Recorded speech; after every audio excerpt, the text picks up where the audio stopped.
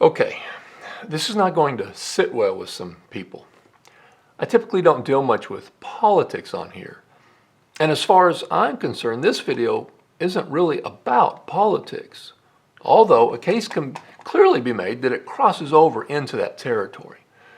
I believe this topic is actually about honoring God, living up to His design and plan for our lives. And if that crosses over into politics from time to time, so be it.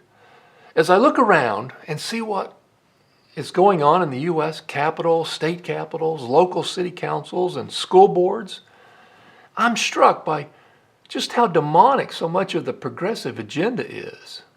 So if you're not up for that, just click onto someone else's video. But if honoring God is important to you, please keep watching.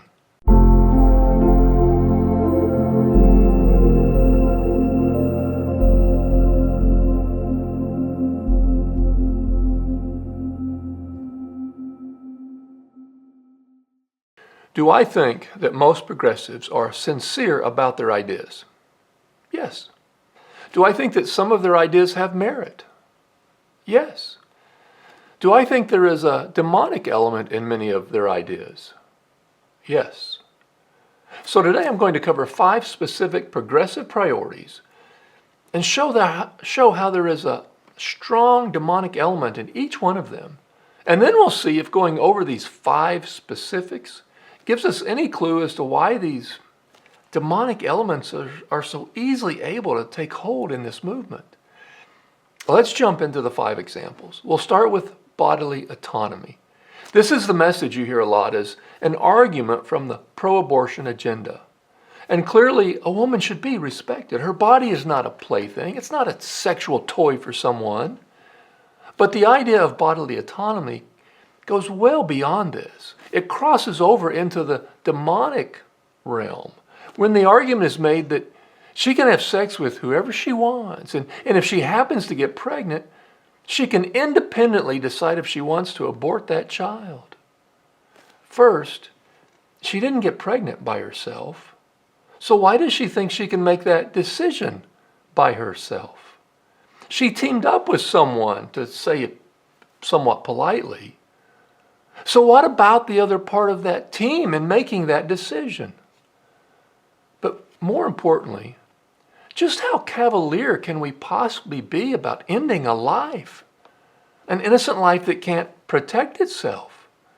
Did you know that the fine for destroying an eagle egg is up to $100,000 and a year in federal prison? A second offense jumps to $250,000 and 2 years in prison.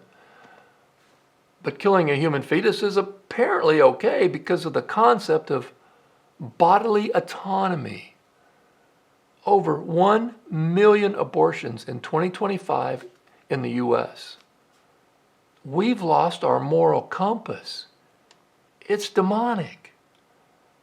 Trans rights is next on the list. We can make all the arguments we want about someone ought to be able to dress the way they want. But this agenda goes well beyond that. This isn't just about how people dress. This involves actually surgically altering the bodies that people were born with. This involves requiring other people to refer to someone by some pronoun they've decided they want to use. Think what you will about all this, but there's a line in the sand that clearly crosses over into the demonic when we start removing body parts from underage children. They can't go into an R-rated movie by themselves. But they can decide if they want their genitals permanently altered or removed. They can't rent a car until they're 25 years old because they are known to make poor decisions before then. But a 15-year-old can decide to change their gender. We've lost our minds. I'm reminded of something that Jesus said.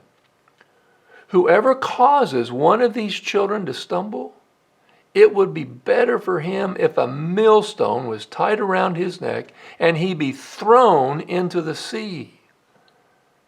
What may have started out as a debate about what people could wear has clearly crossed over into the demonic. Next, we'll talk about love. Love is love. No one can tell you who you can love. Look, racism is wrong. Misogyny is wrong. Discriminating against people because of where they come from is wrong. Ridiculing people because they're not very smart is wrong. These, along with other things we can say about how we treat one another, are biblically supported. We can turn to a number of passages that give us very clear instruction on these matters. But we can also turn to the Bible for guidance on God creating male and female, about how this relationship is the one that the Creator of the universe designed to bring forth new life, to nurture that life, to raise that life in such a way that it would likewise walk in the paths designed by the Creator. But now, so many people want to ignore that design, to defy that design, and undertake relationships that the Bible is very clear are not acceptable. People now expect us to promote and celebrate relationships that were the cause of God destroying Sodom and Gomorrah.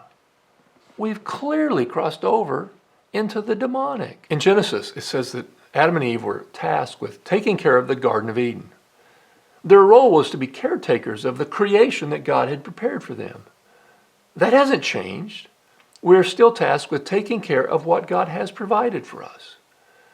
But it says in Romans so clearly what has now happened so obviously in our current times, just like it apparently did 2,000 years ago. Romans 1:25 says they worshiped and served the creation instead of the Creator. In other words, we've let God out of our lives. And to be clear, leaving God out of our lives is pretty much the definition of demonic. One more. For so many people, sadly including a lot of Christians from what I can tell, we've placed government at the same level or higher than God. Our definition of what is right or wrong is based on whether it's legal or not. But there's all kinds of things that are legal that are clearly forbidden by the Bible standards. Does God determine when life begins, or does the government? Is God the author of marriage, or is the government? Does God define what a man and woman are, or does the government? The list goes on and on and on. For the non-Christian, the government is pretty much their primary, if not only, source of defining right and wrong. And yes, I'm prepared to say that this is demonic. To put anything above or even equal to God is to deny God his rightful place in the world. Denying God in any form, for any reason, is to align against God. James says this very clearly when he warns that being a friend of the world is to be an enemy of God. Making the government your God is to be a friend of the world, which means you're an enemy of God, and that's demonic. There's a lot more examples of these progressive agendas that start out with some reasonable thoughts and intentions, but very quickly cross over into the demonic. How does that happen? Well, if you spend a minute or two thinking about the list we just went over, the answer becomes quite clear. And that answer is that God is left out of the equation. Is it that simple? Yeah, it's that simple. Read the Old Testament and you'll see this over and over.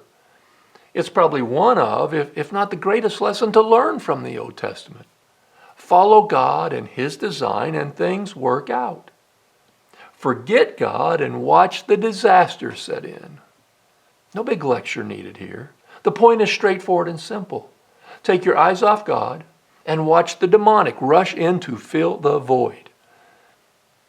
Two very quick points as we close. First, remember this in your personal life. Keep your eyes on God. And second, since we've already crossed over into the political realm, keep this in mind when you go to the voting booth. The choices aren't always obvious, But we better think twice before we cast a vote for people with demonic agendas. Thanks for listening. God bless you on your journey.